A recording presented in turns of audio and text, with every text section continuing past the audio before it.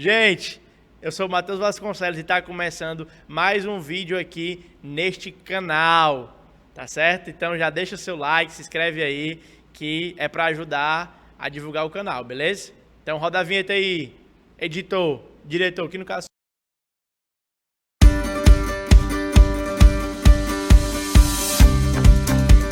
Pois bem, galera, no vídeo de hoje eu quero conversar com vocês sobre o desafio da produção teológica, do pensamento teológico no atual contexto.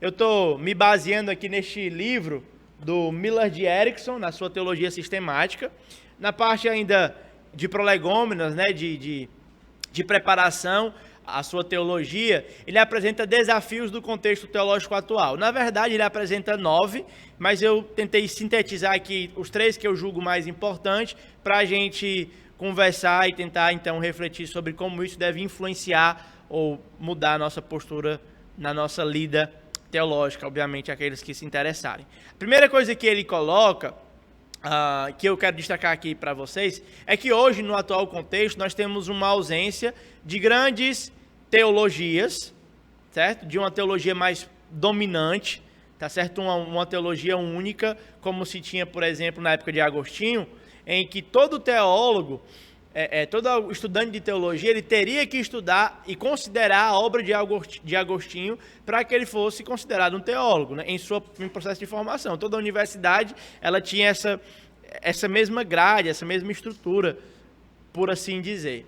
O segundo exemplo ainda que o Erickson coloca aqui no seu livro é da Idade Média. Por exemplo, quando Tomás de Aquino ele propôs o seu pensamento, ele permaneceu como pensamento majoritário durante muito tempo.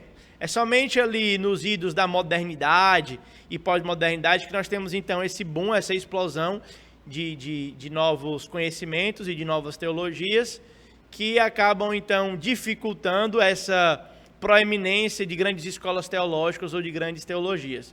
Hoje nós temos uma tendência muito mais individualizada, uma tendência mais particularizada do que alguém que abraça e fecha com o movimento de forma complexa. Se você pensar, por exemplo, no dispensacionalismo, ele aparece em sua origem mais clássica e ele vai passando por algumas revisões, né? Você tem o dispensacionalismo revisado e agora, então, na década de 80, de forma mais recente, o dispensacionalismo progressivo. De forma que, à medida que os anos vão passando e novos teólogos vão estudando a posição e vão considerando o texto bíblico, cada um deles propõe uma interpretação mais particularizada, então eles tentam se encaixar e atender a essa demanda. Portanto, nós temos essa tendência à individualização em detrimento do fechamento com as teologias mais massivas, né? Isso até no meio reformado. Hoje você tem reformado carismático, você tem pentecostal reformado, e de forma que as coisas estão muito misturadas. Uma segunda questão que o Erickson coloca, que eu julgo importante para os nossos dias, é a explosão de conhecimento. Hoje em dia, cresce absurdamente o número de especialistas em determinada área.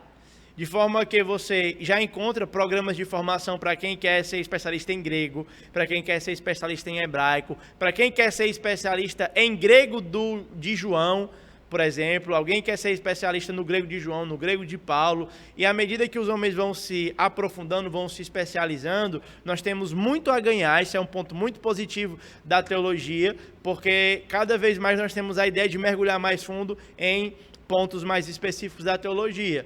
E até um conselho que eu sempre gosto de dar para quem está estudando é que você entenda qual a área em que você quer se especializar para que você possa direcionar os seus estudos.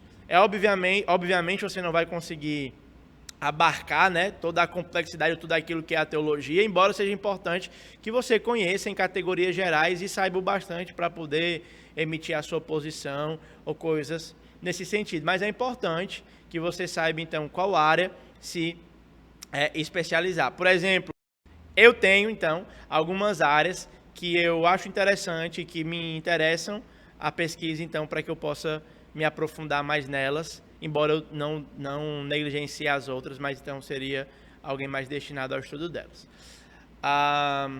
E a última coisa que também o Erickson coloca, é até o nono ponto dessa parte do livro dele, é que nós temos assim cada vez mais um enfraquecimento do denominacionalismo. Ou seja, as denominações elas estão tendo a tendência a diminuir muito mais e a crescer a proeminência da igreja local.